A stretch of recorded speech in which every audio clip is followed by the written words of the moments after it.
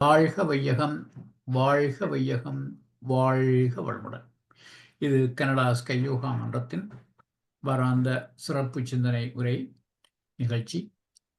இன்றைய நிகழ்ச்சிக்கு வருகை தந்துள்ள அனைத்து வேதாத்திரிய அன்புள்ளங்களையும் வாழ்க வளமுடன் என்று வாழ்த்தி வணங்குகின்றோம். இன்றைய சிறப்பு சிந்தனை உரை ஆன்மா பாகம் 6. நமக்கு சிறப்பு சிந்தனை உரை வழங்க நம்முடன் இணைந்திருப்பது பேராசிரியர் பழனிசாமி ஐயா அவர்கள். பேராசிரியர் ஆன்மா என்ற தலைப்பிலே அறிவியல் விளக்கங்களை தந்து வருகின்றார்கள் தொடர் சிந்தனை உரையாக. அந்த வகையிலே இன்று பாகம் 6.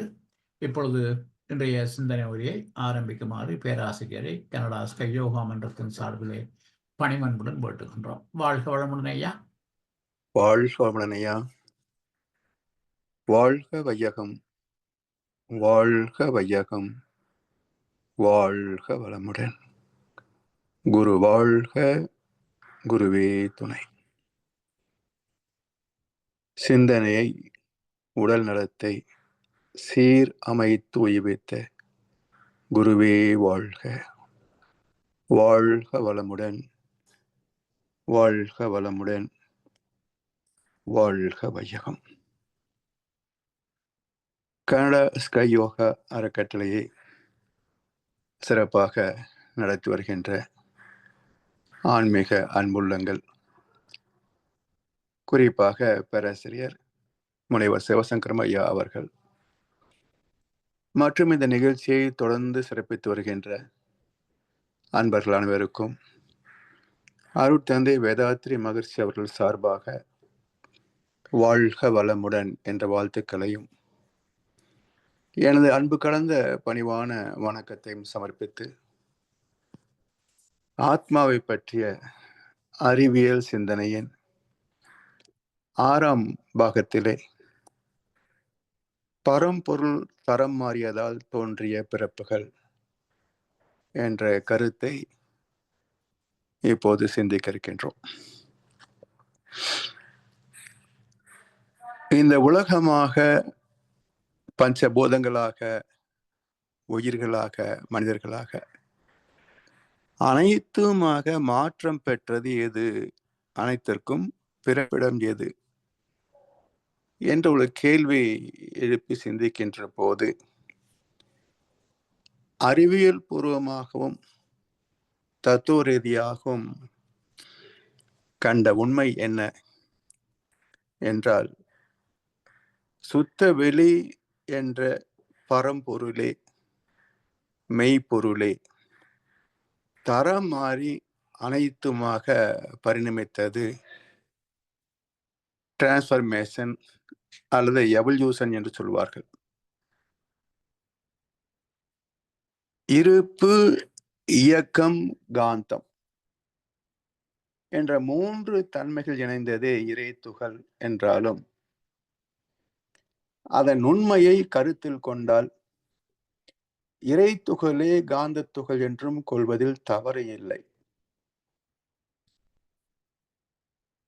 ஏனென்றால் மிக நுண்ணிய அளவில் இருப்பதனால் புரிந்து கொள்வதற்காக இருப்பு, இயக்கம், காந்தம் என்று பிரித்து பேசி விளங்கிக் கொண்டாலும் தோற்றத்தில் அதை பிரிக்கவே முடியாது. அதனால் அது ஒரு காந்த துகளாக, அளவு மிக நுட்பமானதாக இருப்பதனால அதை காந்த துகள் என்று சொல்வதிலேயும் மாறுபட்ட கருத்து இல்லை. இந்த இறை துகளோடு லேசான வெப்பமும் நீர்த்தன்மையும் இணைந்த போது நட்சத்திரங்கள், நவக்கோள், அலைவீச்சு, பூமியின் பஞ்சபூத சேர்க்கையில ஒரு தெய்வீக விகிதாச்சாரம் எல்லாம் சேர்ந்து ஜீவன் தோன்றுவதற்கான களத்தை உருவாக்கியது. அதில் தோன்றிய நுண் உயிர் ப்ளூ கிரீன் அல்கே என்று அறிவியல் பெயரளிக்கிறது. அப்படி ஒரு மிக நுண்ணிய ஒரு ஜீவன். பிறகு அதனுடைய வளர்ச்சி தான் அடுத்தடுத்த அமீபா, பாக்டீரியா, அமீபா போன்ற ஜீவராசிகள் நம்ம வரைக்கும். இந்த மைக்ரோ பாக்டீரியா அது எவ்வளவு இருக்கும்? ஒரு சிறு புள்ளி அளவுக்கு தான் இருக்கும். அதிலே அதனுடைய மையம், கருமையம், காந்த கருமையம், இதைத்தான் ஜெனடிக் சென்டர் என்று அறிவியல் பேசுகிறது. இதுதான் முதலாக தோன்றிய காந்த கருமையம். இந்த உயிர் பிறந்த பிறகு பெற்ற அனுபவம் என்ன என்றால், இப்போ நம் வரைக்கும் உரசலே சுகம். வாயில உணவு வைக்கிறோம், அப்படியே வைத்திருந்த சுவை தெரியாது. அதை புரட்டி போடுகின்ற போது நாவிலே உள்ள சுவை உணர் அரும்புகளோடு உரசுகின்ற போதுதான் சுவை தோன்றுமே தவிர, உரசலே இல்லை என்றால் சுகம் இல்லை, தாம்பத்தியம் வரைக்கும். இந்த உரசல் உணரப்பட்ட முதல் ஜீவன் நுண்ணுயிர். நுண்ணுயிர் காற்றடிக்கிறது, சூரிய வெளிச்சம் வீசுகிறது, இப்படி பஞ்சபூதங்களிலேயும் ஏற்படக்கூடிய அந்த உரசலிலே பெற்ற உணர்வு. அதை தொடர்ந்து இந்த உரசலால் பெற்ற உணர்வு என்ன என்றால் ஒரு சுகம், ஒரு இனிமை, இன்பம். ஜீவகாந்தம் மையமாக இருப்பதனால அதன் தன்மாற்றமே இந்த உணர்வாக அனுபவப்பட்டதனால இதை தொடர்ந்து தூக்க வேண்டும் என்ற ஆசை பிறக்கிறது. அப்போ உயிர் தோன்றுகின்ற போதே ஆசையும் சேர்ந்தே பிறக்கிறது. ஆடையின்றி பிறந்தோமே, ஆசையின்றி பிறந்தோமா என்று கண்ணதாசன் வரிகள் வருமே. நம்மிலே மட்டுமல்ல, நுண்ணுயிர் தோன்றிய போதே அது தொடர்ந்து வாழ வேண்டும் என்ற ஆசை பிறகு அது உருவாக்கி கொள்கிறது. இப்படி உருவான ஆசை தொடர்ந்து பயணித்துக் கொண்டே இருக்கிறது. அதுக்கு முடிவே கிடையாது. இப்போ இந்த அனுபவம் பெற்றது இல்லையா, சுகம் பெற்றது இல்லையா, கருமையம் அதனோடு கலந்த இந்த அனுபவம், இப்ப அந்த கருமையத்திற்கு ஆத்மான்னு பேரு. Genetic centre plus experience equal to soul. காந்த கருமையம் அதனோடு அனுபவம் கலந்த நிலை, இணைந்த நிலை ஆத்மா. இதுதான்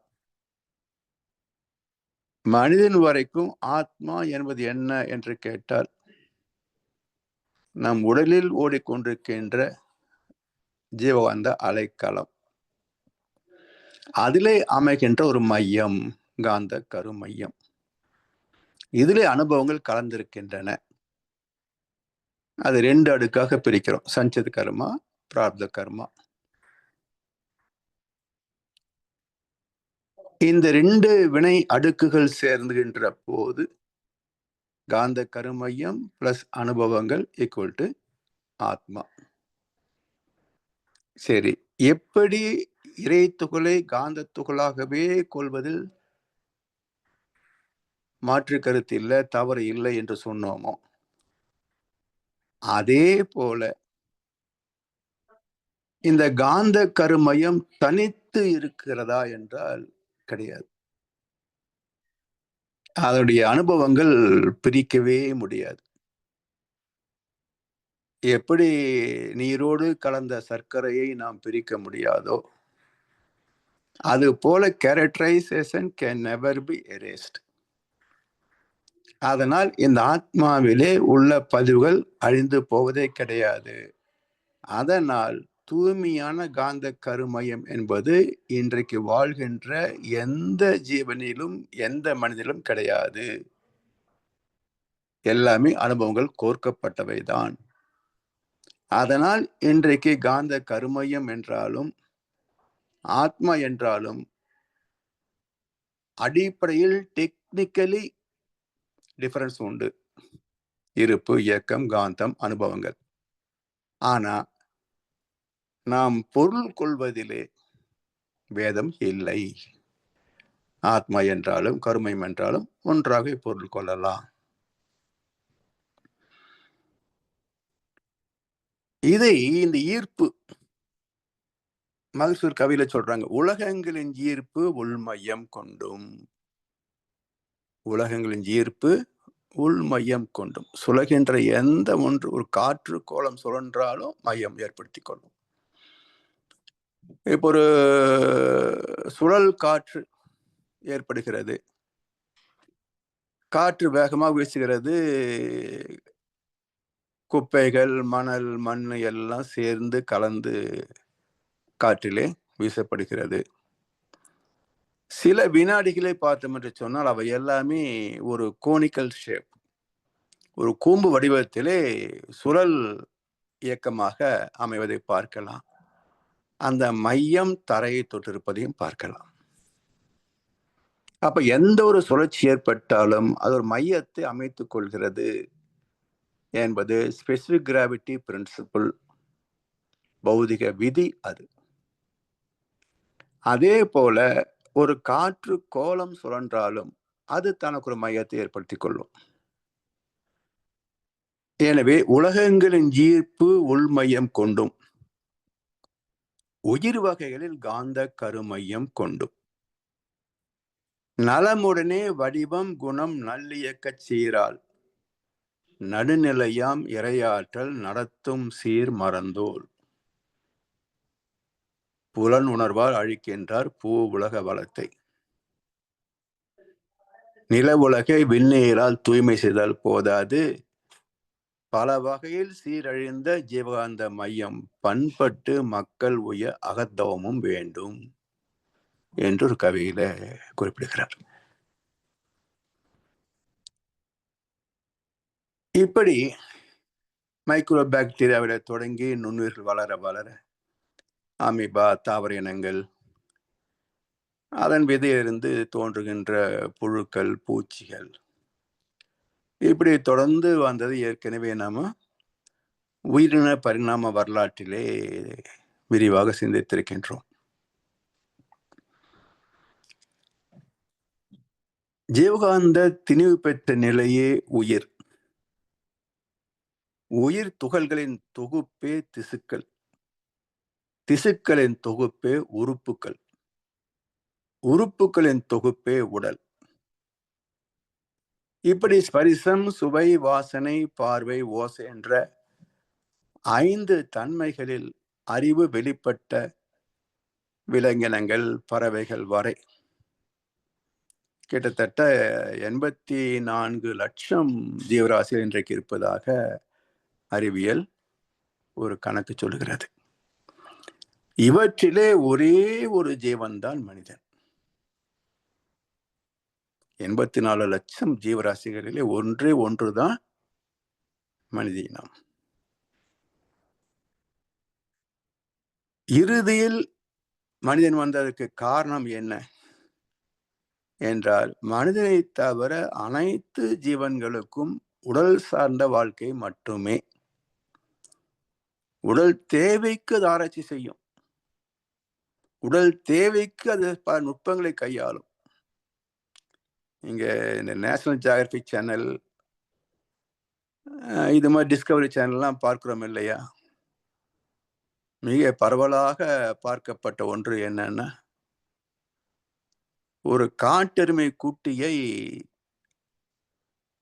சிங்கங்கள் சேர்ந்து கொன்று புசித்து விடுகிறது.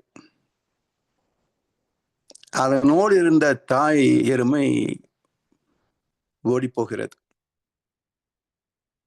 ஓடி போனது குட்டி போனா பரவாயில்லை என்று தான் தப்பித்தால் போதும் என்று ஓடியதானா? இல்லை,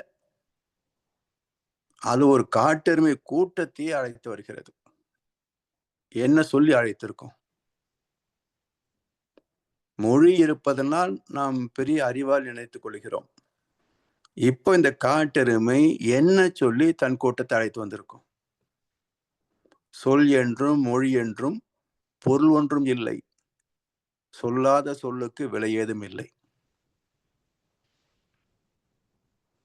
விலங்குகள் மொழி இல்லாமலேயே சமிக்ஞை மூலமாக அனைத்தையும் பரிமாறிக்கொள்ளும். உடல் பாதுகாப்பு, பராமரிப்பு, இனவிருத்திக்கான அனைத்து தேவைகளையும் மொழியின்றியே சாதித்துக் கொள்ளும் அனைத்து ஜீவன்களும். வந்த காட்டெருமையில அந்த தாய் காட்டெருமைக்கு பாருங்க, எந்த சிங்கம் அடித்ததோ அதை தேடி பிடித்து கொள்ளுகிறது. ஒரு வினாடி நேரத்தில் எப்படி அது அடையாளம் கண்டது பாருங்க. இவ்வளவு டெக்னாலஜி உள்ள இடத்துல தீவிரவாதி யாருன்னு நாம் தேடிட்டு இருக்கோம். சில 10 நாளைக்கு முன்னாடி நடந்த காஷ்மீர் நிகழ்ச்சியில இந்திய ராணுவம் தீவிரவாதிகளை தேடிக்கொண்டிருக்கிறது. ஆனா அந்த 5 விலங்கு துல்லியமா கண்டுபிடித்தது 1 செகண்ட்ல இதுதான் என் குட்டியை கொன்ற சிங்கம். இப்படி அதனுடைய பாதுகாப்பு, பராமரிப்பு, இனவிருத்தி, இதுக்கு என்னென்ன டெக்னாலஜி தேவையோ எல்லாமே கற்றுக்கொள்ளும், ஆராய்ந்து புரிந்து கொள்ளும். ஆனால் தான் சிங்கம் என்பது சிங்கத்துக்கு தெரியுமா? தான் காட்டெருமை என்பது காட்டெருமைக்கு தெரியுமா? இல்ல நம்ம வீட்டில் வளர்க்கிறோமே நாய், அதுக்கு தான் நாய் என்று தெரியுமா? பூனைக்கு பூனை என்று தெரியுமா? தெரியாது. நாம் வைத்த பெயர்கள் நம்மோடு வாழ்கின்ற ஜீவனுக்கே தெரியாது. நாம் வைத்த கடவுள் பெயர்கள் கடவுளுக்கு எப்படி தெரியும்? எத்தனையோ சாமிக்கு பேர் வச்சிருக்கிறோம். அதெல்லாம் தெரியுமா கடவுளுக்கு நம்ம இத்தனை பேர் வச்சிருக்கிறோம்னு?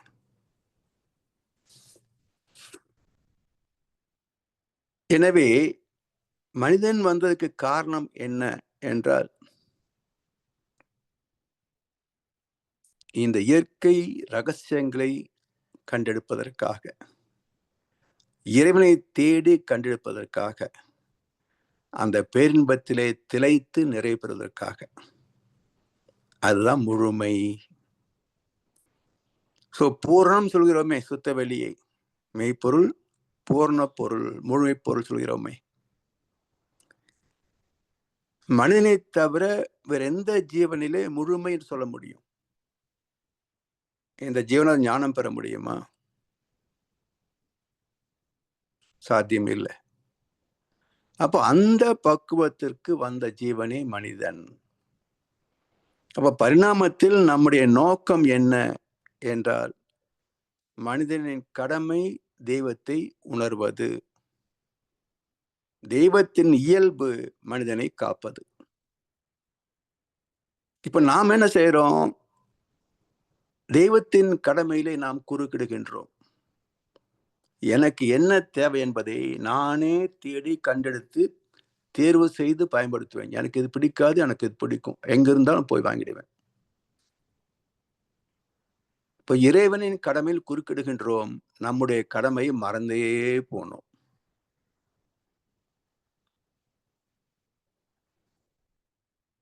நிலம் மீது விழுந்த பின்னே என்னை மறந்தேன், எந்தன் வினை மறந்தேன், உன்னை மறந்தேன் இறைவா.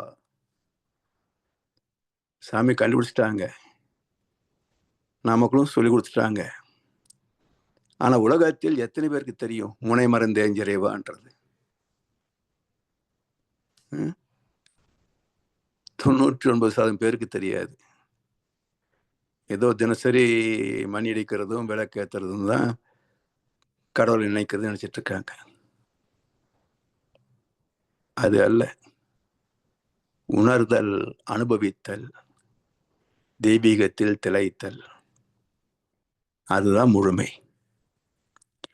அந்த முழுமைக்கான ஜீவனாக பரிணமித்துதான் மனித இனம்.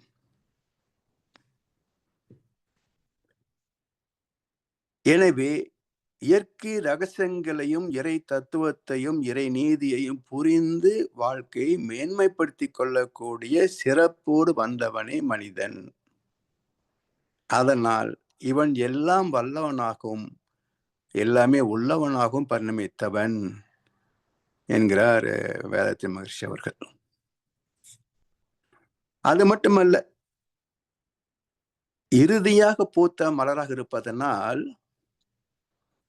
நமக்குள்ள எல்லா குணங்களும் உண்டு. மனிதரில் நாய்கள் உண்டு, மனதினில் நரிகள் உண்டு, பார்வையில் புலிகள் உண்டு, பழக்கத்தில் பாம்பு உண்டு. எல்லாம் நம்ம கிட்ட இருக்கு. நேற்றொரு தோற்றம், இன்றொரு மாற்றம். பார்த்தால் பார்வைக்கு தெரியாது. தொடங்கிய பாதையில் தொடர்ந்து வராமல் தூரத்தில் நின்னா புரியாது. தெரிவது கண்களுக்கு, புரிவது அறிவுக்கு. அப்போ ஒரு மனிதனுக்குள்ளாக குரங்கு இருக்கான்னு கேட்டா இல்லைன்னு தான் சொல்லுவோம். ஆனா சில பேர் செய்கின்ற சேஷ்டைகளை பார்க்கின்ற போது, என்ன சேஷ்டை பண்றான் பாரு, குரங்கு சேஷ்டை பண்றான், அப்ப இவனுக்குள் குரங்கு எப்படி வந்தது என்று இங்கே நின்று கொண்டு கேள்வி கேட்டால் விளக்கம் கிடைக்காது. தொடங்கிய பாதையில் தொடர்ந்து வராமல் எங்கே பரிணாமம் தொடங்கியதோ சுத்தவெளி, எங்கே மனித இனம் உயிரினம் தொடங்கியதோ நுண்ணுயிர், அங்கே தொடர்ந்து வந்தால்தான் நாம் வந்த கதை புரியும். நமக்குள் குரங்கு, புலி, யானை, சிங்கம், நாய், நரி எல்லாம் இருக்கிறது புரியும். So human is a sample of the universe. ஒவ்வொரு மனிதனும் பிரபஞ்சத்தின் பிரதிநிதிகள், எடுத்துக்காட்டுகள். மனிதனுக்குள் இல்லாதது வெளியே எங்கேயுமே கிடையாது. அண்டத்தில் உள்ளது பிண்டத்திலே சொல்லுவாங்க இல்லையா? என்ன அர்த்தம்? என்னவெல்லாம் இருக்கிறதோ அதெல்லாம் இணைந்த ஒரு ஒட்டுமொத்த தொகுப்பு தான் ஒவ்வொரு மனிதனும். அதனால் அண்டத்தில் உள்ளது பிண்டத்திலே என்பார்கள்.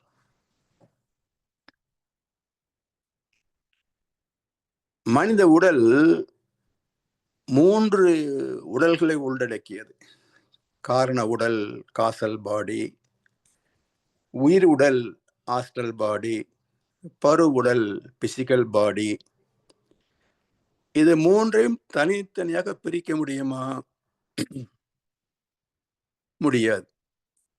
எப்படி இறைத்துகளிலே இருப்பு, இயக்கம், காந்தத்தை பிரிக்க முடியாதோ அதே போல மனிதன் வரைக்கும் எந்த இயக்கத்திலையும் இருப்பு, இயக்கம், காந்தத்தை பிரிக்க முடியாது.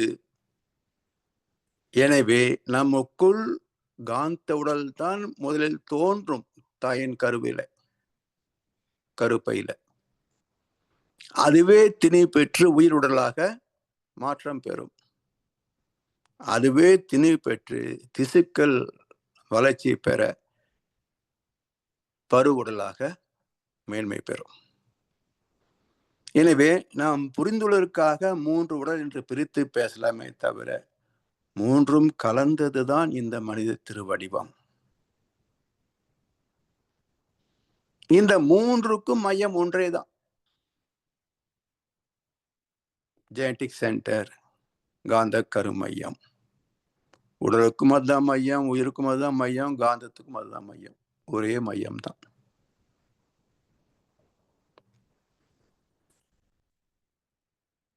இந்த காந்த கருமையம் நுண்ணுயிரில தொடங்கி ஜெராக்ஸ் காப்பி மாதிரி அடுத்தடுத்து எவல்யூஷன்ல புது புது ஜீவ இனங்களாக இப்போ மனித இனம் வந்தாச்சு. இன்னொரு இனம் வர முடியுமா? தேவையில்லை, பாசிபிலிட்டியும் இல்லை. அப்ப 6ஓடு நின்று போனது. இப்ப என்ன ஆகுது? ஜெராக்ஸ் காப்பி மட்டும்தான். ஆண் உயிர் பெண் உயிர் இணைந்தால் ஒரு புது உயிர் புரோஜனி தோன்றும். அப்ப ஆண் உடைய ஆத்மாவின் ஒரு நகல், பெண் ஆத்மாவின் ஒரு நகல் கருமுட்டை, இரண்டும் இணைகின்ற போது ஒரு புதிய ஆத்மா. அந்த ஆத்மா வளர்ச்சி பெற்று அந்த பதிவுகளுக்கு ஏற்ப வளர்ச்சி பெற்று உருவமைப்பு, குணம், அறிவின் உயர்வு, கீர்த்தி, உடல் வலிவு, சுகம் இவற்றோடு வளர்ந்து வந்து இளமை பருவத்தில் செல்வத்தை ஈட்டும், முதுமை வரைக்கும் பாதுகாக்கும், பயன் கொள்ளும்.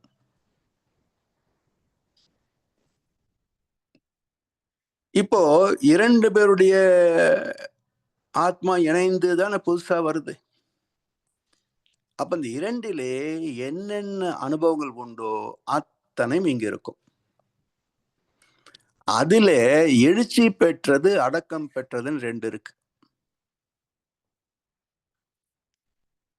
தாய் தந்தை இணைப்பிலே கரு உருவாவதற்கு இன்னொரு துணை என்ன? நட்சத்திரத்தினுடைய அலைபேச்சு. இந்த 3ம் இணைகின்ற போது கருவாகிறது. அந்த கருவிலே நட்சத்திரத்தின் குணம், பொதுவான குணம் இருக்கும். தாயின் தந்தையின் 7 தலைமுறை அனுபவங்களும் இங்கே கலக்கும். இந்த மொத்த தொகுப்பு தான் பர்சனாலிட்டி, ஆத்மாவின் அறிவாட்சி தரம். இதுதான் அவனுடைய வாழ்க்கையை நிச்சயித்து வைக்கிறது. இதன்படிதான் வாழ்க்கை. வெள்ளத்தனே மலர் நீட்டம் மாந்தர்த்தம் உள்ளத்து அணையது உயர்வு. அப்ப நம்முடைய வாழ்க்கை எதை நாம் சாதிக்க போகிறோம், எத்தனை சுகப்பட போகிறோம், எத்தனை துன்பத்தை சந்திக்க போகிறோம் என்ற எல்லா சரித்திரமும் ஒரு சாஃப்ட்வேர் ப்ரோக்ராம். கருவிலேயே ப்ரோக்ராம் பண்ணியாச்சு. ஹார்ட்வேர் தான் டெவலப் பண்ணணும். இந்த ஹார்ட்வேரையும் சாஃப்ட்வேர் டெவலப் பண்ணிக்கும். அது என்ன உருவம் பதிவுகளாக இருக்கிறதோ அதுக்கு தகுந்தாற் போல உருவத்தை சமைத்துக் கொள்ளும். பிரசவமான பிறகு பார்க்குறோம் குழந்தைய, அம்மா மாதிரி இருக்கு, அப்பா மாதிரி இருக்கு, தாத்தா மாதிரி இருக்கு, மாமா மாதிரி இருக்குது. அப்ப அந்த சாயல் எப்படி வந்தது? அதுதான் அனுபவ பதிவுகளின் வெளிப்பாடு. இப்படி அடக்கம் பெற்றவை, எழுச்சி பெற்றவை என்ற 2 தன்மைகள், லேட்டன்ட் அண்ட் பேட்டன்ட் கேரக்டர்ஸ். எழுச்சி பெற்ற பதிவுகள் எல்லாமே அந்த குழந்தையின் ஆயுள் காலத்திலே வெளிப்படும். அடக்கம் பெற்ற பதிவுகள் அங்கே வெளிப்படாது, ஜஸ்ட் கேரி ஓவர். அது வளர்ந்து இல்லறம் கொண்டு அது அடுத்த சந்ததியை உருவாக்குகின்ற இல்லறத்திலே இணைகின்ற போது அவருடைய வாழ்க்கை அனுபவங்கள், சமுதாய சூழ்நிலைகள், கோள்களின் நட்சத்திரங்களின் அலைவீச்சு இவற்றை பொறுத்து அங்கே சில மாற்றங்கள் நிகழும். இங்க என்னெல்லாம் எழுச்சி பெற்றிருக்கிறதோ அதை சார்ந்து எழுச்சி பெறும். சிலது எழுச்சி பெறாமல் அடக்கம் பெறும். இங்க எழுச்சி பெற்று நீர்த்து போச்சு இல்லைங்களா, அதெல்லாம் அங்க வர முடியாது. புதிதாக சிலது எழுச்சி பெற்றும். இப்படி இரட்டை குழந்தைகளிலே கூட சில பேதங்கள் அமையும். அதான் மனிதர் வேறுபாடு என்ற தலைப்பில சிந்தித்திருக்கிறோம். அப்ப 16 காரணங்களால் 7 சம்பத்துக்களிலே மாற்றங்கள் உண்டு. இதெல்லாம் இயற்கை விதி.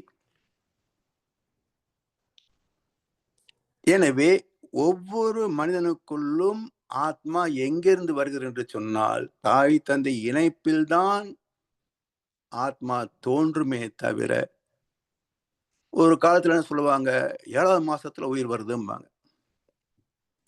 ஏன் சொன்னாங்க? அந்த லேப்டாப் துடிப்பு 7வது மாசத்துல உணரப்படும். அப்ப அதை வச்சு உயிர் வந்துருச்சு அப்படின்னாங்க. ஆனா உயிர் இல்லாமல் ஒன்று வாழ முடியுமா? உயிர் என்றால் இயக்கம். உயிர், அதான் உயிர். உய்தல், வாழ்தல், இருப்பது. அப்ப இரு என்றால் வாழ்ந்திரு, அதான் உயிர். அப்போ அந்த உயிர் இல்லாமல் வளர்ச்சியும் கிடையாது, வாழ்க்கையும் கிடையாது. இல்லாத வளருமா? செத்து போனது வளருமா? செஞ்சுதான் போகும், வளருமா? எனவே தாயின் கருப்பையில் தோன்றி அது உடலாகி பிறகு உயிருடலாக வளர்ச்சி பெற்று திசுக்களாக மேன்மை பெறுகிறது. இது என்ன சொல்லுவாங்க தெரியுங்களா? தந்தை தாய் ஈர் உயிரும் ஒன்று சேர்ந்து தழைத்து ஒரு உடலாகி உலகில் வந்தோம். தெளிவான கருத்தை சொல்வார் மகர்ஷி அவர்கள். வேற எங்கேயும் இந்த கருத்து கிடையாதுங்க. தெளிவான கருத்து. இப்ப தழைத்தல் என்றால் என்ன பொருள்? வலது பக்கமா, இடது பக்கமா, மேலையா, கீழையா? வளர்ச்சி என்றால் எந்த பக்கம்? அப்போ தழைத்தல் என்ற சொல் எதை குறிக்கிறது என்றால், இப்போ ஒரு செடியை பார்க்கிறோம் காலையில. நேற்றுக்கு இல்லாத சில பல மாற்றங்களை பார்க்கிறோம். நேற்றைக்கு மொட்டா இருந்தது, இன்னைக்கு மலர்ந்திருக்கும்.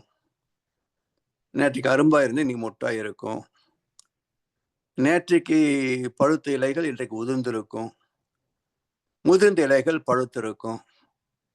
இதற்கு மேல் அங்கங்க ஒவ்வொரு கிளையிலையும் ஒரு புதிய தளிர் தோன்றி இருக்கும். சரி, இவ்வளவு நாம் பார்த்துட்டோம். வேர்கள் வளர்ந்திருக்குமா இல்லையா? ஆணி வேரும் சல்லி வேர்களும் வளர்ந்திருக்குமா இல்லையா?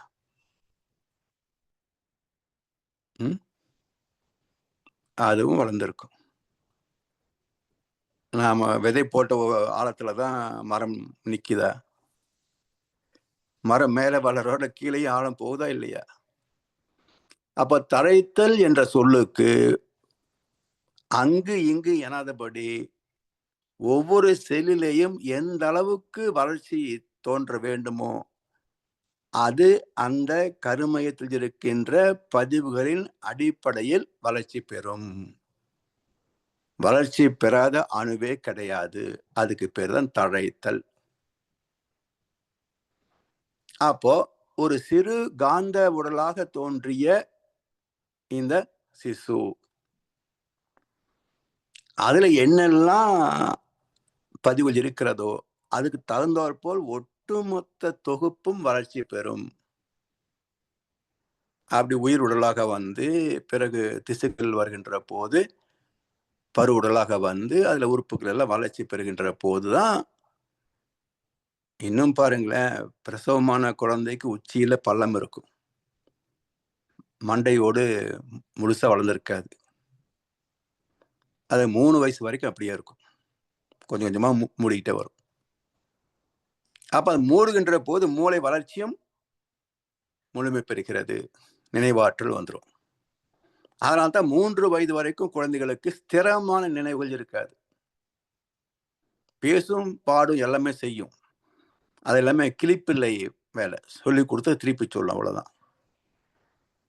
அது புரிந்து கொள்ளுகிறதா அப்படின்னா 3 வயசுக்கு அப்புறம் தான் ஸ்திரமான பதிவுகள் ஏற்படும். 14 வயசுக்கு பிறகு சுய பதிவுகளாக அது தேர்வு செய்து ஒவ்வொன்றும் எனக்கு இது பிடிச்சது பிடிக்காது, இது வேணும் வேண்டாம் பிடிக்கும். இப்படி வளர்ச்சி பருவங்களாக அமைந்திருக்கிறது. எனவே தாய் தந்தை மூலமாகத்தான் ஆத்மா உருவாகிறது. எங்கே இருந்தோ இங்க ஆத்மா வருவது இல்லை.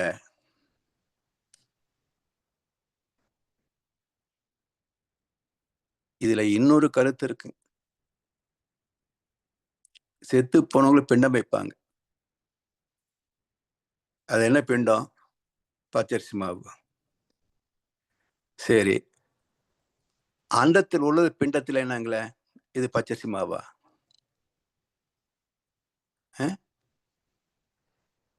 நாம வைக்கிற பிண்டம் பச்சரிசி மாவு. இந்த உடலை பேசுற போது அண்டத்தில் உள்ளது பிண்டத்திலேன்னாங்க. அண்டம் உலகம், பிண்டம் இந்த உடம்பு. இப்ப பிண்டம் பச்சரிசி மாவா இல்ல உடம்பா? குழப்பமா இருக்கும். அதாவது பிண்டம் என்பது உடம்பு. இந்த உடம்பு இன்னொரு உடம்பை தேர்வு செய்யணும்னு வச்சுக்கோங்க. அப்ப என்ன பண்ணணும்? ஆணின் வித்து சக்தி பெண்ணின் முட்டையோட இணையணும். அதுக்கு பிண்டம் வைக்கிறதுன்னு அர்த்தம். இதை போன்ற இன்னொரு பிண்டம் உருவாவதற்கு ஆண் உயிர் பெண் உயிர் கலந்தா தானே பிண்டம் உருவாகும். அப்ப இந்த பிண்டத்தின் ஒரு துகளை ஒரு பெண் பிண்டத்தின் ஒரு துகளோடு இணைப்பது பிண்டம் வைப்பது. இவங்களுக்கு ஆத்மா பத்தியும் விளக்கம் தெரியாது, பிண்டத்துக்கும் அர்த்தம் தெரியாது. இப்ப ரெண்டையும் கலந்து ஒரு சடங்கு உருவாக்கினானுங்க. செத்து போனக்கு பிண்டம் வைக்கணும், இல்லைன்னா அவங்க கோபம் வந்துடும், சாபம் கொடுத்துருவாங்க.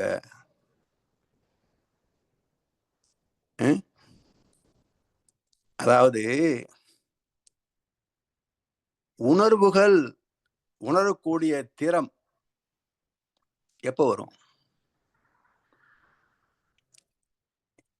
பகல் பொழுதுல எத்தனை வேலைகளை பார்க்கிறோம்? 1008 வேலைகள். தூங்கிய பிறகு திருடன் வந்து வீட்டுக்குள்ள பூந்து உடைச்சு கதை உடைச்சு உள்ள வந்து எல்லாத்தையும் லாவிட்டு போயிடுறான். காலை எந்திரிக்கும் போதுதான் தெரியுது உனக்கு ராத்திரி எவனோ திருடிட்டு போயிட்டான். நீ தூங்கும் போதே உள்ள நடந்து ஒண்ணும் தெரியலையே, செத்து போனக்கு எப்படி தெரியும்? இன்னைக்காவது யோசிச்சிருக்கிறோமா? ஆத்மா இருக்குது, உடம்பு இருக்குது, உயிர் இருக்குது, மனசு இருக்குது, அறிவு இருக்குது. இத்தனையும் இருந்தாலும் ஒரு தூக்கத்தில் எது நடந்ததுன்னு தெரியல. உடம்பு இல்ல, உயிர் இல்ல, மனசு இல்ல, வெறும் ஒரு காற்று துகள் ஆத்மா. இதுக்கு எப்படி தெரியும்? அண்ணன் தம்பி அக்கா தங்கச்சி புருஷன் பொண்டாட்டி உறவெல்லாம் எப்படி தெரியும்?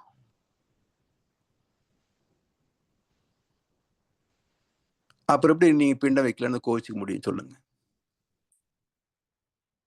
குணங்களை வெளிப்படுத்துவதற்கு மூளை தூங்காம இருக்கணும். மூளை தூங்கிட்டா வேலை செய்யாது இல்லையா? அப்ப கோபதாபங்களை வெளிப்படுத்துவதற்கு மூளை இருந்தா தான் செய்ய முடியும். மூளை இல்லாத ஒரு வெறும் காந்த களம் எப்படி வேலை செய்ய முடியும்? இன்னும் ஒண்ணு சொல்றேன் பாருங்க. இப்போ ஆத்மாவுக்கு பிடித்தது பிடிக்காதது உறவு பகை எல்லாம் தெரியுதுன்னு வச்சுக்கோங்க. இப்போ இவங்க ஏமாத்துறாங்களே, இவங்க சொல்ற கதைக்கு வர்றேன் வச்சுக்கோங்க. அது செத்து போனது. இதை விட இங்க வாழ்கின்ற ஆத்மாவுக்கு எல்லாம் தெளிவா இருக்கும் இல்லையா? அதுல ஒன்றும் சந்தேகம் இல்லையே. சரி, இப்ப இந்த ஆத்மாவுக்கு எல்லாம் தெரியும், உறவு நட்பு எல்லாமே தெரியும். அப்போ இதற்குள் இருக்கின்ற பதிவுகளிலே புண்ணியம் பாவமும் தெரியும் இல்லையா? இவனுடைய லாஜிக் படி செத்து போனதுக்கு எல்லாம் தெரியும் என்றால் வாழ்கின்ற ஆத்மாவுக்கு எல்லாம் தெரியணும் இல்லையா? சரி, பிண்டம் வைக்கலன்னு கோவிச்சுக்குதே செத்து போன ஆத்மா, அப்ப இங்க இருக்கிற ஆத்மாவுக்கு எல்லாம் தெரியும்னு சொன்னா பாவத்தை தள்ளி வச்சுட்டு அது எனக்கு வேண்டாம், சாப்பாடு போடும்போது கீரை எனக்கு வேண்டாம் பிடிக்காது, அல்வா வெயி அப்படின்னு கேட்டு வாங்கி சாப்பிட்றோம் இல்லையா? அது மாதிரி இந்த ஆத்மா பார்த்து ஏய் இது பாவம் எனக்கு வேண்டாம் தள்ளு, புண்ணியம் வா என்று தேர்வு செய்து புண்ணியத்தை மட்டுமே சுகப்படலாம் இல்லையா? அதுக்கு எல்லாம் தெரியும் இல்லை? சொந்த பந்தம் தெரியும், லாபம் கணக்கெல்லாம் தெரியும், வழக்கு தெரியும். அப்ப நல்லதானே தேர்ந்தெடுக்கும். அப்படி இருக்கா? இல்ல இல்ல, வாழ்க்கை அப்படி இல்ல இல்ல. ஒரு சிம்பிள் உதாரணம் சொன்னால், ஒரு சிடி அல்லது இன்றைக்கு ஒரு பென் டிரைவ் அல்லது ஒரு மெமரி கார்டு, இதுல ஒரு திரைப்படத்தை பதிவு பண்றீங்க. இந்த திரைப்படம் உள்ள இந்த சிடியோ, மெமரி கார்டோ, ஒரு பென் டிரைவோ, இது தனியா பாட்டு பாடுமா? தனியா டான்ஸ் ஆடுமா? இல்ல உள்ள என்ன இருக்குன்னு சொல்லுமா? ஒண்ணும் பண்ண முடியாது. இதை ஒரு கம்ப்யூட்டர்லயோ ஒரு டிவிலயோ செருகினால் அதுல என்னெல்லாம் இருக்குதோ அதெல்லாம் எடுத்து காட்டும். அப்போ ஆத்மா தன்னுடைய பதிவுகளை வெளிப்படுத்துவதற்கு உடம்பு இல்லாமல் முடியாது. ஆணித்தரம் புரிஞ்சுக்கங்க. ஆத்மாவுக்கு உடல் என்ற அமைப்பு இல்லாமல் உணர்ச்சிகளோ உணர்வுகளோ ஒண்ணுமே கிடையாது. அது ஒரு பென்ட்ரைவ் மாதிரி. இதெல்லாம் அந்த காலத்துல இல்ல. அதனால ஆத்மா பற்றி ஏதோ அவன் தோணுதெல்லாம் கதை விட்டுட்டு இருந்தாங்க. ஆனா இன்றைக்கு விஞ்ஞானம் அமோக வளர்ச்சி பெற்றிருக்கிறது. மனிதனுடைய அறிவும் அன்றைக்கு மாதிரி இல்ல. எத்தனையோ டெக்னாலஜி வளர்ந்துருக்கிறோம். அப்ப இந்த விஷயத்துல மட்டும் இன்னும் இந்த பழையத்தை பிடிச்சிட்டு இருக்கிறோம். அது எப்படி? அனுபவ பொருட்களை மட்டும் லேட்டஸ்ட் டெக்னாலஜி, லேட்டஸ்ட் மாடல் தேக்கிறமே. இந்த சாமி கும்புறதுலயும் சடங்கு பண்றதை மட்டும் எதுக்கு பின்னாடி போறீங்க? அதையும் லேட்டஸ்ட் பண்ணமில்ல, அதையும் அப்கிரேட் பண்ணமில்ல, அதுவும் நீ வருஷன் எழுதணுமில்ல, அதுக்கும் புது மாடல் போடணுமில்ல. என்ன சிந்தித்தால் புது டெக்னாலஜி புரியும். இந்த பழைய கதையெல்லாம் வேண்டாம். அதெல்லாம் நீங்க சொன்னோடு சரி. இப்ப காலம் வேற, விஞ்ஞானம் வந்துருச்சு. இதோ இந்த ஆத்மாவுடைய எக்ஸாம்பிள் பென்ட்ரைவ். ஆத்மாவில் எப்படி ஒரு வாழ்க்கை சரித்திரம் பதிந்திருக்கிறதோ அதே மாதிரி இந்த பென்ட்ரைவ்க்குள்ள ஒரு சினிமா பதிந்திருக்கிறது. ஆத்மா உடம்பு இல்லாம பேசாது. இந்த பென்ட்ரைவ், கம்ப்யூட்டரோ டிவி இல்லாம பேசாது. அப்ப ஆத்மா உடம்பு இருக்கணும். செத்து போச்சுன்னு ஒண்ணும் பண்ண முடியாது. அவ்வளவுதான். அது மட்டும் இல்ல, 700 ஸ்லோகங்கள் பகவத்கீதையில. இது ஆத்மாவுக்கு சொந்த பந்தங்களே கிடையாது. உனக்கும் எனக்கும் பிறவிகள் பல கடந்து போயின அர்ஜுனா. அவற்றெல்லாம் நான் அறிவேன், நீ அறிய மாட்டாய். எப்படி அறியும்? அது பரம் ஆத்மாவாக இருக்கிறது. நாம ஜீவ ஆத்மாவாக இருக்கிறோம். ஒரு பவர் பேங்க் வச்சிருக்கிறோம். செல்போன்ல சார்ஜ் தீர்ந்து போச்சுன்னா டிராவல் டைம்ல பவர் பேங்க் எடுத்து போட்டுக்கிறோம். இந்த பவர் பேங்க்கும் தீர்ந்து போச்சுன்னா வீட்டுல தானே கனெக்ஷன் கொடுக்கணும். அப்போ ஆத்மா இந்த பவர் பேங்க் மாதிரி, மெயின் லைன் பரமாத்மா மாதிரி. அந்த கரண்ட் தான் இங்க இருக்குது. அப்போ எல்லா பிறப்புகளும் பரமாத்மாவில் இருக்க ரெக்கார்ட்ஸ். ஏன்? இந்த பூமியின் காந்த களத்திலே வாழ்ந்து மறைந்தவர்களின் அனுபவ தொகுப்பே வான்காந்த களம். இது விஞ்ஞானம் நிரூபித்திருக்கிறது. டாக்டர் புரூஸ் ஹரால்ட் லிப்டன் என்ற விஞ்ஞானி இதை நிரூபித்திருக்கிறார். வான்காந்தத்துல எல்லா ரெக்கார்ட்ஸ் இருக்குது பூமியின் காந்த களத்துல. அங்கிருந்து நமக்கு எண்ணங்கள் டிரான்ஸ்பர் ஆகுது அப்படின்னு கண்டுபிடிச்சிருக்கிறார் சயின்டிபிக்கலி. சாமி என்ன சொல்றாங்க? நம்ம கிட்ட எந்த டியூன் ஆகுதோ அது அந்த வான்காந்தத்தோடு லிங்க் ஆகும். ஆசை வரும்போது சிறு தளிராத்தான் இருக்கும். உடனே எப்படி நிறைவு செய்வது, எப்படி உடனே அனுபவிக்கிறது அப்படின்னு வேகம் கொள்ளும். கோபம் வரும்போது சிறு துகளாகத்தான் தோணும், உடனே ஆத்திரம் வெறியாக மாறும். காரணம் என்ன? இது ஸ்பார்க் ஆச்சு, அது பத்த வச்சிருச்சு. நமக்குள் ஒரு ஆசை ஸ்பார்க் ஆச்சு. ஏற்கனவே இருக்கின்ற ஆசை மண்டலம், வாழ்ந்து மறைந்த மக்களுடைய ஆசைகள், அது எல்லாமே இருக்கும். புதுசா என்ன நம்ம கண்டுபிடிக்க போறோம்? அப்ப நமக்கு ஒரு உடல் தேவையோ சொத்து தேவையோ வருகின்றப்போ உடனே அங்கே இருக்கிற அனுபவிச்சல இருக்கும் இல்லையா, உடனே லிங்க் ஆயிடும். அப்ப எனக்கு அதிகமா வேணும், சூப்பரா வேணும், இது வேண்டாம், அது நல்லா இருக்குது, தேர்வு செய்திடும். அப்ப இந்த உடலோடு தொடர்பு கொள்ளும் வாழ்ந்து மறைந்த அனுபவங்கள் நம்முடைய எண்ணங்களோடு தொடர்பு கொள்ளும். தனியா அட்டாச் ஆகும், அது ஒரு கதை பின்னாடி பார்ப்போம். இப்ப என்ன கருத்து? ஆத்மாக்களுக்கு சொந்த பந்தம் கிடையாது. அது மட்டுமல்ல, இந்த உடம்புக்குள் வாழ்கின்ற போதே இந்த ஆத்மாவுக்கு இந்த உடம்பு யாரோ.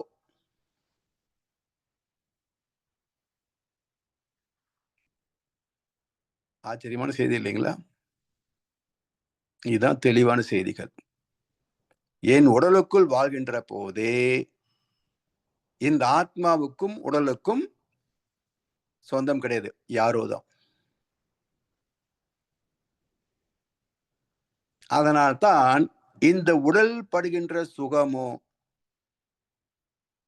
மனம் படுகின்ற துக்கமோ ஆத்மாவை பாதிப்பது கிடையாது. ஏன்? அங்கிருந்த எமினேட்ஸ், அங்கிருந்த இக்கு சார்ஜே வருது, பாதிப்பே அங்கிருந்தா வருது. மனித ஜாதியின் துயரம் யாவுமே மனதினால் வந்த நோயடா, மனம் பிறக்கின்ற இடம் ஆத்மா. அப்ப மனம் என்ற அலைகள் வழியாக ஆத்மா நம்மை உடலையும் பாதிக்கிறது, மனதையும் பாதிக்கிறது, இன்பத் துன்பங்களாக. ஆனா ஆத்மா பாதிக்கப்படுதா? அது சைலண்ட் ஸ்பெக்டேட்டர், மௌனத்தில் விளையாடும் மனசாட்சியே.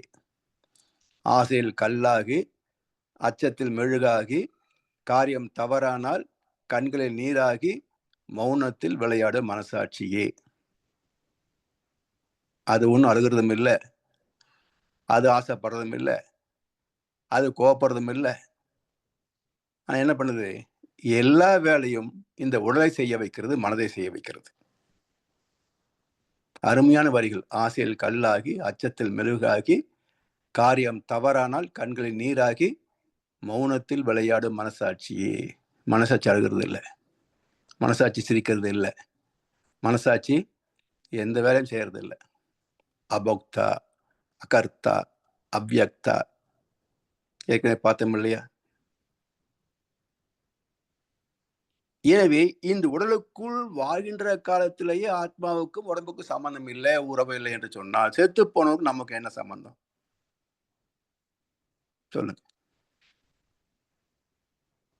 இது எல்லாம் வயிற்று பிழைப்புக்காக ஒரு சிலர் அவிழ்த்து விட்ட கட்டுக்கதைகள். அதாவது நீங்க அப்படியே, நான் கோயம்புத்தூர்ல பேரூர் இருக்குங்க, சிவன் கோவில் இருக்கு. அமாவாசை தர்ப்பணம் செய்வான். நான் சிறு வயதில் இருந்த போது அப்பாவோட போயிருக்கேன். அப்பல 1:1 ஒரு புரோகிதர் ஒருத்தருக்கு வச்சுதான் தர்ப்பணம் பண்ணுவார். ஆனா இன்றைக்கு புரோகிதர் எண்ணிக்கை குறைவு. முட்டாள்தனமா நம்புகின்ற பக்தர்கள் ஏராளம். எப்படி சமாளிக்க முடியும்? 1-to-1 செய்ய முடியுமா? அப்ப என்ன பண்றாரு? 50-60 பேர் ஒரு பேட்ச் உட்கார்றாங்க. அப்பா பேர் நினைச்சுக்குங்கோ, கோத்திரம் நினைச்சுக்குங்கோ, நட்சத்திரம் நினைச்சுக்குங்கோ. அப்புறம் 10 மந்திரம் சொல்லுவார், முடிஞ்சு போச்சு. 20 நிமிஷத்துல ஒரு பேட்ச் முடிஞ்சு போயிடும். இவர் 100 அவர் 100 அவர் 100 50 பேர் 60 பேர் ஆளுக்கு 100 ரூபா கொடுத்தா என்னாச்சுங்க? பேட்சுக்கு 100 ரூபாட்டு நான் சொல்ற மினிமம் ரேட்டு 100 கிடையாது. எல்லாம் இப்போ 200 300 500 போயிடுச்சு. ஸோ ஒரு பேட்சுக்கு 5000 10,000 15,000 ரூபாய் சம்பாதிக்கிறான். காலை 4 மணிலிருந்து உச்சி வேலை வரைக்கும் 20 நிமிஷம் ஒரு பேட்ச்னா எத்தனை ஆச்சும் கணக்கு போடுங்க. ஒரு நாளில் 30,000 50,000 ரூபாய் சம்பாதிக்கிறான். என்ன உழைப்புங்க? சில மந்திரங்கள், அவ்வளவுதான்.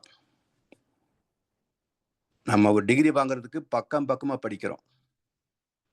அவன் ஒரு அமாவாசைக்கு 50 சம்பாதிக்கிறதுக்கு ஒரு பக்கம் படிச்சா போதும் அவனுக்கு.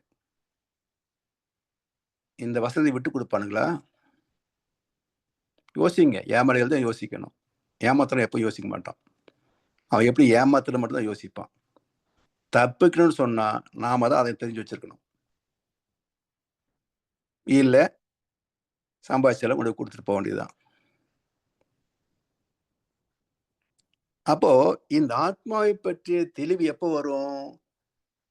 இது போல தெளிந்த கருத்துக்கள் பகவத்கீதையில் இருக்குது, பைபிள்ல கொஞ்சம் அப்படி காட்டியிருக்கிறாங்க, அவ்வளவுதான்.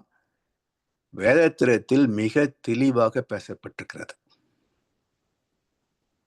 ஸோ பகவத்கீதைக்கு அடுத்தது இதிகாசங்கள்ல கொஞ்சம் கதைகள் வழியாக சொல்லியிருப்பாங்க.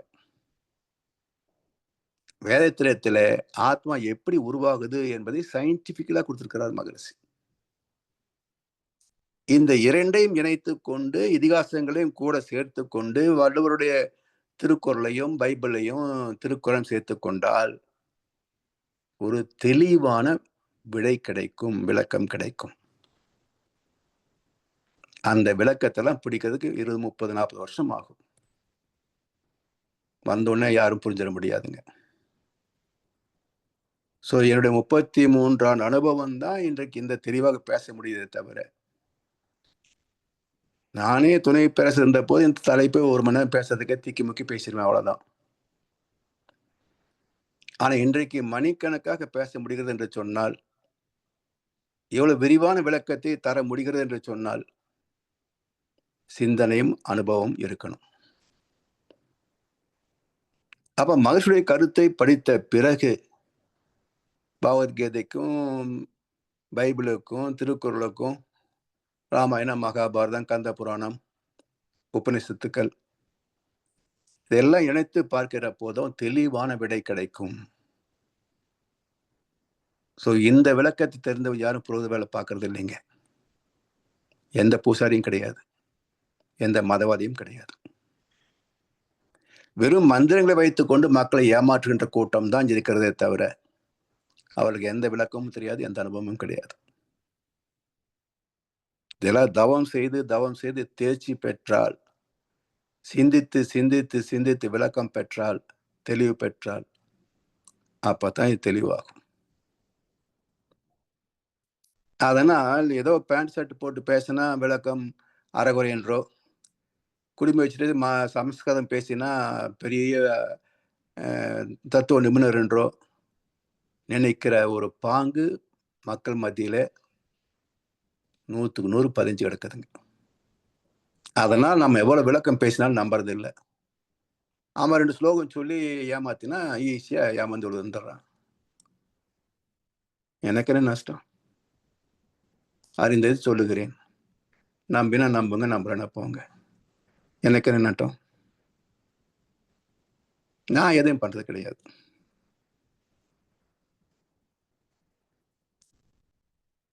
எனவே இந்த துணிவு எப்படி வரும்? தெளிவு, கனிவு, பணிவு, துணிவு. தெளிவு வந்தா தான் இதெல்லாம் வரும். அப்ப ஆத்மாவை பற்றிய தெளிவு வந்த பிறகு இவையெல்லாம் ஏமாற்று வேலைகள். இப்ப சந்தேகம் வரும்.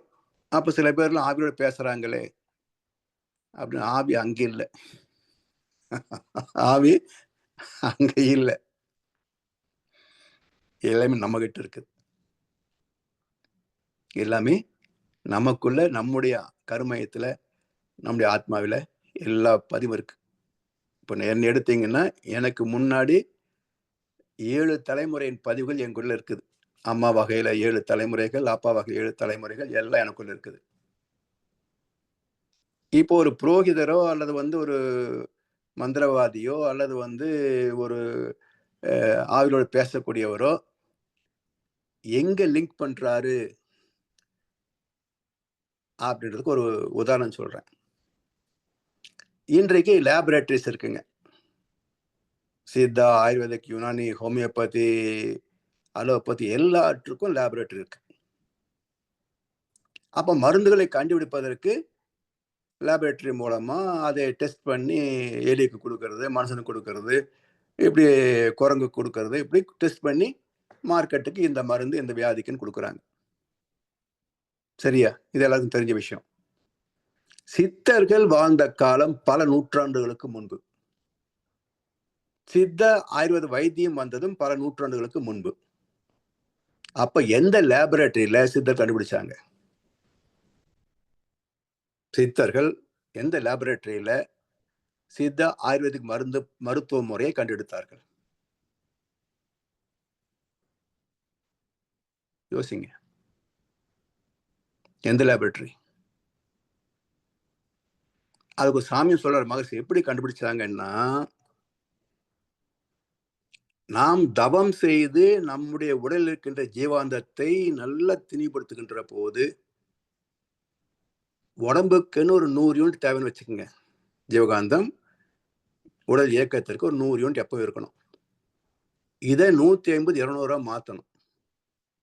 காயல்பம் பண்ணி தவம் பண்ணி உடம்புக்குள்ள ஆற்றலை திணிப்படுத்தணும். இப்போ மகர்ஷி அவர்கள் ஆசிரியர் பயிற்சியின் போது ஆற்றலை கொடுப்பாங்க. அப்படி கையை அசைக்கிற போது உடல் முழுவதிலும் 360 டிகிரிலையும் ஆற்றல் வெளியே வரும். அப்படியே சிறு சிறு சிறு தென்றல் மாதிரி வீசும் காற்று. பிரபஞ்ச ஆற்றலை அப்படி எழுத்து கொடுப்பார். இது மாதிரி இந்த உடலுக்கு அந்த காந்த சக்தியை திணிப்படுத்தி விட்டால் இப்ப அவங்க ஒரு தாவரத்திட்ட பாக்குறாங்க. அதனோடு யோக சம்யம் சொல்லுவாங்க. யோக சம்யமம் அப்படின்னு சொல்லுவாங்க. என்ன அப்படின்னா அதற்குள் 2 கலப்பது. ஒரு செடியை பார்க்கறாங்க, அந்த செடியோட 2 கலக்கிறாங்க. அப்ப என்ன ஆகும்? இந்த ஜீவகாந்தம் அந்த தாவரத்தை ஜீவாந்தத்தோடு இணைகின்ற போது அது குறைந்தது தானே, மனுஷன் அளவுக்கு திணிவு கிடையாது. அதுல போகும்போது ஸ்பை மாதிரி அந்த தாவரமே தனக்குள் என்னென்ன ஆற்றல் இருக்கிறது, அதை எப்படி எப்படி பக்குவப்படுத்தினால் என்னென்ன நோய்களுக்கு குணமாகும் அப்படின்றத அந்த தாவரங்களுக்குள் இருக்கின்ற பதிவுகளே காட்டும். அங்கிருந்து இவங்க அப்படியே ரிசிப்ட் எழுதுவாங்க. இப்படி எழுதப்பட்டவைதான் சித்த ஆயுர்வேத மருத்துவ சாஸ்திரங்கள். இதே டெக்னிக் தான் ஒரு ஜோதிடர் ஆகட்டும், ஒரு ஆவிலோட தொடர்பு கொள்ளக்கூடியவராகட்டும், இல்லை தீர்க்க தரிசனம் சொல்லக்கூடியவராகட்டும், அருள்வாக்கு சொல்லவராகட்டும், இவங்க எல்லாமே இந்த கேட்டகரி தான். ஏதோ ஒரு வகையில அவளுக்கு ஒரு பயிற்சியோ அல்லது ஒரு சோல் அட்டாச்மெண்ட்டோ இருந்தால்தான் இது மாதிரி ஃபீல்டுல அவங்க வருவாங்க. பூஜை, புனஸ்காரம், மந்திர ஜபம் இதெல்லாம் ஒண்ணுமே செய்யாமல் ஒருத்தர் ஜோதிடம் சொல்றாரு பாருங்களேன்.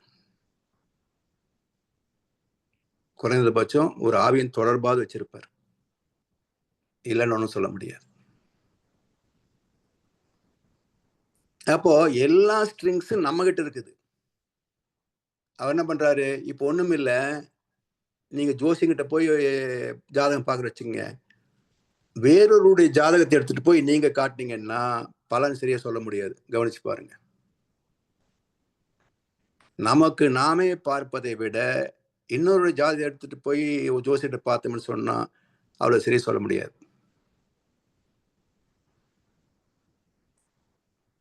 அனுமானங்களை தான் சொல்லுவார். இப்ப நாம இருந்தா நீங்க அங்க போனீங்களா, இதை பண்ணீங்களா, இந்த வருஷம் இது நடந்ததா, வரும்போது இப்படி இருந்ததா, எல்லாம் கேட்பாரு. தீர்க்கதரிசி எல்லாம் தெரிஞ்சு வச்சிருக்காரு. ஆனா தவத்தில் நம்முடைய கருமையத்தை சாந்தி தவத்துல கட்டுப்படுத்த முடிந்தது என்று சொன்னால் ஜோசியர் பேச முடியாது. இங்கிருந்து ஸ்ட்ரிங்ஸ் வெளியே போகாம, காந்தம் உடலை தாண்டி வெளியே போகாம, சாந்தி தவத்திலே இறுக்கமா நிற்க முடியும் என்று அந்த பக்குவத்தை பெற்றுவிட்டால் ஜோசியர் இந்த 1 ரெக்கார்டு எடுக்க முடியாது. போயிட்டு இன்னொரு நாளைக்கு வாங்கன்றுவார். ஸோ இதெல்லாம் காந்த தத்துவத்தில் இருக்கின்ற ரகசியங்கள். இதெல்லாம் புரிந்து கொள்ளாததுனால காவிய கட்டணம்லாம் சாமியாரு ஏடெடுத்தனெல்லாம் ஞானிகள் சொல்லி ஏமாந்து காசு கொடுத்துட்டு போக வேண்டியதுதான். எனவே இது போல சிந்தனை ஆராய்ச்சி மிக்கவர்கள் மனவளக்கலையில இருக்கிறாங்க. அவர் சொல்லக்கூடிய கருத்து தான் தெளிவா இருக்குமே தவிர, ஆராய்ச்சி இல்லைன்னா கருத்துக்கள் தெளிவாக இருக்காது. அந்த வகையிலே இன்றைக்கு இதோட ஆத்மாவை பற்றிய சிந்தனை நிறைவு செய்வோம். மேற்கொண்டு சில கருத்துக்களை அடுத்த அமர்வில் சிந்திப்போம் என்று சொல்லி வாய்ப்பளித்த அனைவருக்கும் நன்றி பாராட்டி இன்றைய உரையை நிறைவு செய்கின்றோம். வாழ்க வளமுடன், வாழ்க வளமுடன், வாழ்க வையகம். வாழ்க வளமுடன் ஐயா, மிக்க நன்றிகள். வாழ்க வளமுடன் ஐயா. சிறப்பான சிந்தனை வரை அருமையாக இருந்தது ஐயா. ஆன்மா பற்றிய பல உண்மைகளை எங்களுடைய என்ன சொல்ல போனால் எங்களுடைய பிழையான விளக்கங்கள் வச்சிருந்த பல தொலைவுகளை இன்றைக்கு தந்திருக்கிறீங்க. மிக்க நன்றிகள் ஐயா. இப்பொழுது அன்பர்களுடைய கேள்வி பதில் பகுதிக்கு செல்வோம். ஐயாவிடம் உங்கள் கேள்விகளை கேட்க விரும்புவார்கள், சந்தேகங்களை தெளிவுபடுத்த அல்லது உங்கள் கருத்துக்களை பரிமாறிக்கொள்ள விரும்புபவர்கள் இப்பொழுது கை உயர்த்தி கேட்கலாம்.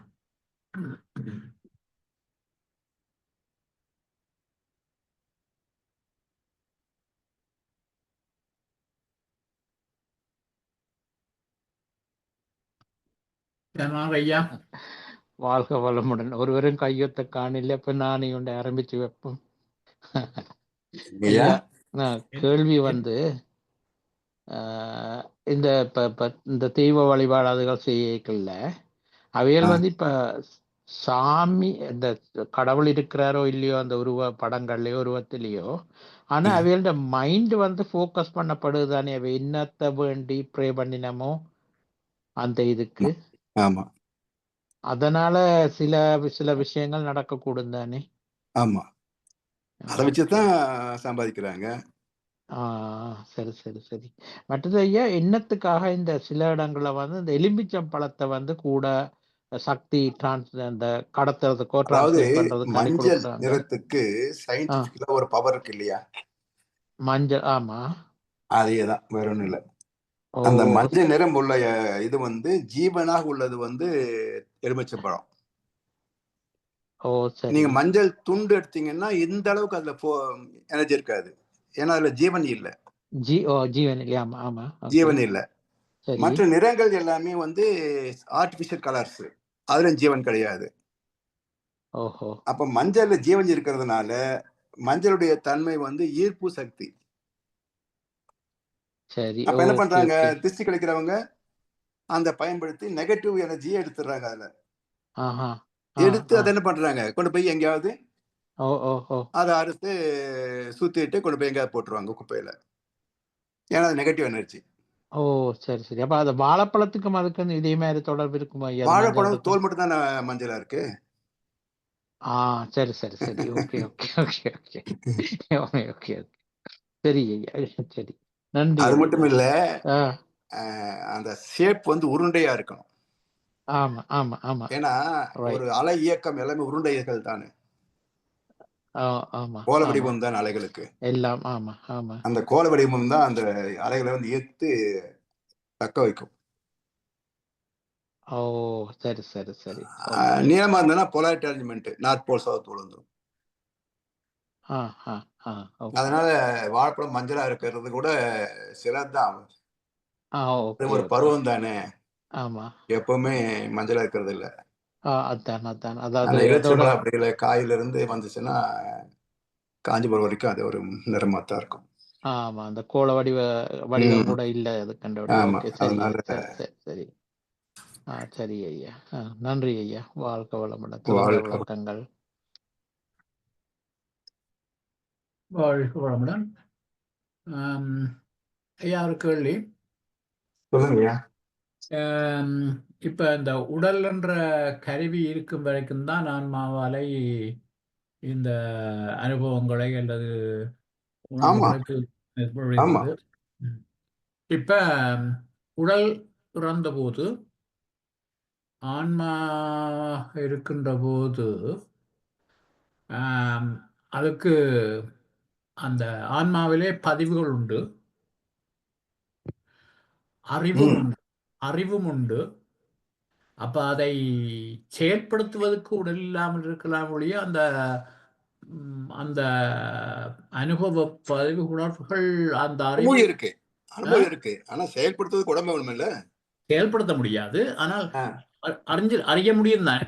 அறிய முடியாது. அறிவது மூளை வழியாத்தன. அறிவது மூளை வழியா.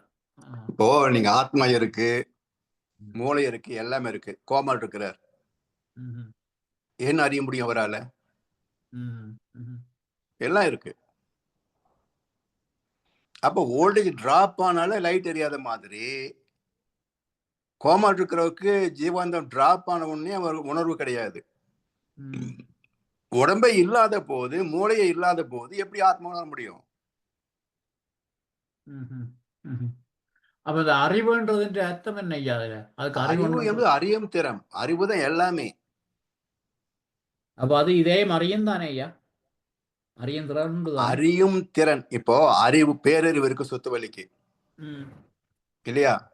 சாதாரண அறிவு இல்ல, பேரறிவு. ஆனா அதற்கு தான் தான் எல்லாவற்றுக்கும் மூலம், தான் தெய்வம் என்று தெரியுமா?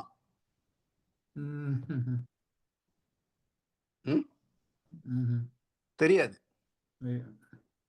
அப்ப இறைவனே மனிதனாக வந்தால்தான் தன்னை அறிய முடியும். தான் இறைவன் என்பது மனிதனுடைய மதிப்பு தானே தவிர இறைவனுக்கு தனிய மதிப்பு கிடையாது. யார் சொல்ல முடியும் இறைவன்? மனுஷன் தான் சொல்லணும். ராமகிருஷ்ணன் எளிமையா உதாரணம் சொல்லுவார். 2 அறையில சூரிய வெளிச்சம் விழுகுது, ஒரே சூரியன் தானே, ஒரே வெளிச்சம் தானே. ஒரு அறை இருக்கின்ற மனிதன், ஆஹா சூரிய வெளிச்சம் எவ்வளவு நல்லா இருக்கு, சூரியன் எவ்வளவு ஆரஞ்சுக்கிறதுனால எவ்வளவு அழகா இருக்கு, ரசிக்கிறான். இன்னொரு அறையில் யாருமே இல்லை, என்ன பெருமை சூரியனுக்கு? அப்போ இறைவனுக்கே பெருமை மனிதனால் தான். சரிங்களா? இறைவன் பாடலைன்னா இறைவனுக்கு ஏது பெருமை? மனிதன் பாடலைன்னா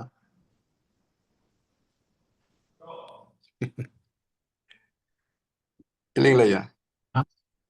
ஐயா என்ன ஒரு கேள்வி ஐயா, இந்த பிண்டம் வைக்கிறது பற்றியது.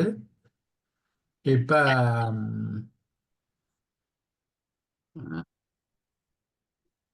இறந்த பின்பு வெவ்வேறு படிநிலைகளை பற்றி பார்த்தோம்தானே, எர்த் பவுண்டு, சோலா பவுண்ட் அப்படின்ட்டு ஒவ்வொரு நிலையில இருக்கிறது. எர்த் பவுண்டா இருக்கிற ஆவி வந்து தனக்கு ஒத்த ஒரு உடல்ல போய் சில நேரம் சேரும். அப்ப அந்த சேருகின்ற அந்த இணைப்பை அல்லது இணையாமல் இது வைக்கிறதுக்கு ஏதாவது இப்ப இதுகள் செய்வது ஏதாவது விதத்தில் பங்களிக்குமா? அந்த ஏனெண்டா அந்த அந்த அந்த ஆத்மா தனக்கு ஒத்த உடல் எது என்பதை கண்டுபிடிக்குது தானே. அது ஒன்றும் கண்டுபிடிக்கிறது இல்லை. அப்ப அது ஒன்றும் கண்டுபிடிக்காது. யார் பயப்படுறாங்களோ அவங்களுக்குள்ள நுழையும். அது ஒத்தது முரண்பட்டதெல்லாம் தெரியாது. ஓ. ஒத்தது இணைஞ்சிருந்தா உங்களுக்கு வித்தியாசமே தெரியாதே, ம்ஹும். இல்லைங்களா? ஆமா. அப்ப தா- இந்த ஓ, நீங்க படித்தவர் தெளிவா ஒரு விளக்கம் சொன்னா நீங்க என்ன சந்தேகப்பட போறீங்க? ம்ஹும். இல்லையா? ம். படிக்காதவர் படிச்ச திருக்குறள் விளக்கம் சொன்னா நீங்க சந்தேகப்படுவீங்க இல்ல? சந்தேகப்படும். ஆமா. யா. அதுதான். ம்ஹும். அப்ப அந்த ஆத்மா வந்து எவரோடையும் போய் எவரோடையும் இணையும். ஆனா யார் பயப்படுறாங்களோ அவங்களோட தான் இணைய முடியும். ம்ஹும். அப்ப யார் பயப்படுவாங்க அந்த இடத்துக்கு போனா? யாருடைய கர்மாவிலே சோல் அட்டாச் ஆகணுன்ற விதி இருக்கிறதோ அவன் தான் பயப்படுவான். ம்ஹும். ம்ஹும். சாதாரண பயம் வேற, இந்த பயம் வேற. ம்ஹும். ம்ஹும்.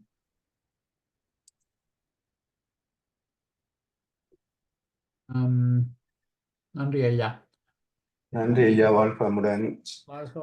என்ன ஒரு பேசிக் கேள்வி, ஒரு தெளிவு கேட்கிறோம் ஐயா.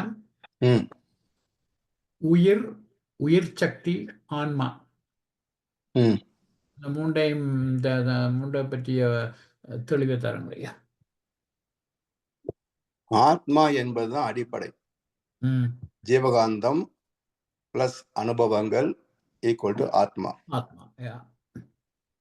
இந்த ஆத்மாவினுடைய அலைகளே தான், ஜீவகாந்த அலைகளே தான் தாயுடைய தொப்புள் கொடி வழியாக ஜீவாந்த சக்தியை ஈர்த்து ஈர்த்து தன்வசப்படுத்தி அந்த ஜீவாந்த துகள்கள் திணி பெறுகின்ற போது உயிர் துகள்களாக மாறும். அந்த உயிரின் அலை இயக்கத்தை தான் அல்ட்ராசவுண்ட்ல கண்டுபிடிப்பாங்க. இது மறுபடியும் மேலும் வளர்ந்துகிட்டே இருக்கும். அந்த வளர்ச்சியில உயிர் துகள்கள் திணி பெறுகின்ற போது திசுக்களாக மாறும். அந்த திசுக்கள் தோல் முதல் உடலுக்குள்ள உறுப்புகளாக வளர்ச்சி பெறும். எல்லாம் அந்தந்த அளவில வளர்ந்து ஓரளவுக்கு முடிவு பெறுவதற்கு 9 மாசம் ஆயிடும். 270 to 80 days ஆயிடும். பிரசவமான பிறகு 3 வயசு வரைக்கும் மூளை தலை உச்சி கட்டி முடிக்கணும், மூளைகள்லாம் கட்டி முடிக்கணும். அதன் பிறகு உடம்பு வந்து 14 years வரைக்கும் வளரணும். அதுக்கப்புறம் தான் மெச்சூரிட்டி வருது அதுக்கு. இதெல்லாம் உள்ளே வளர முடியாது கருப்பையிலேயே. எப்படி நாற்றங்கால் போட்டு வயல நடுகிறோமோ அதுபோல் தாயின் கருப்பை ஒரு குழந்தைக்கு நாற்றங்கால், அங்கே எல்லாம் வளராது. அப்ப எப்படி ஒரு ஒரு 1/2 அடி அளவுக்கு பயிர் வளர்ந்த பிறகு எடுத்து வயலில் நடுகிறோமோ அது போல 10 மாசம் வளர்ந்த குழந்தையை சமுதாய வயலில் நடுகிறோம். சமுதாயத்தை அந்த குழந்தை வளர்ந்து பயனாகி ஒரு நாளைக்கு முடிந்தும் போகும். அப்போ காந்த உடல், அடுத்து உயிர் உடல், அடுத்து பரு உடல், மூன்றும் சேர்ந்ததுதான் உயிர் வாழ்க்கை. எதுவும் தனித்து இருக்காது. அப்ப உயிர் போயிடுச்சுன்னா, காந்தம் போயிடுச்சுன்னா செத்து போச்சு, போனோம். அதுலயும் அறிவு இருக்கும், காந்தம் இருக்கும். இந்த காந்தம் எல்லாம் டீக் ஆகிட்டே வரணும். ஸோ டோட்டல் டீக் ஆகும் போது தான் பாடி வந்து டிஸ்போஸ் ஆகும். அதுல ஒவ்வொரு தாதுவுக்கும் ஒவ்வொரு டைம் இருக்கு. தோல் சீக்கிரம் சிதைஞ்சு போகும், ரத்தம் சீக்கிரமா சிதைஞ்சு போகும், அதாவது கெட்டியான ரத்தம், எலும்புகள் நீண்ட நாள் எடுத்துக்கொள்ளும். இதெல்லாம் முடிகிற வரைக்கும் அதுக்குள் இருக்கின்ற அறிவு அதை சிதைத்து கொண்டே இருக்கும்.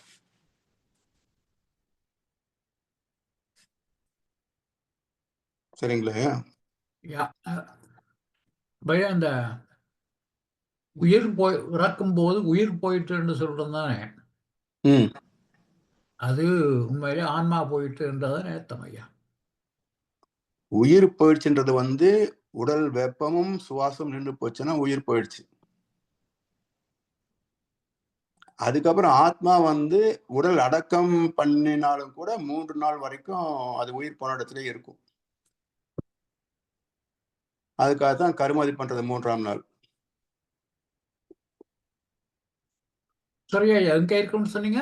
3 நாள் வரைக்கும் அந்த உடல் இருக்கிற உயிர் போன இடத்துல உடல் இருக்கிற இடத்துல இருக்கும்.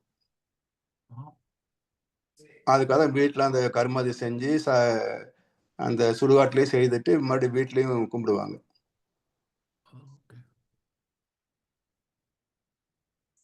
அப்ப அந்த இப்ப இறப்பு இடம்பெறது நடக்கிறது அநேகமாக வீட்டிலேயோ அல்லது ஆஸ்பத்திரியிலோ நடக்கும் ஐயா. சுடுகாட்டுக்கு கண்டு போகின்ற போது அந்த ஆத்மாவும் அந்த உடலை உடலோட தான் இருக்கும்.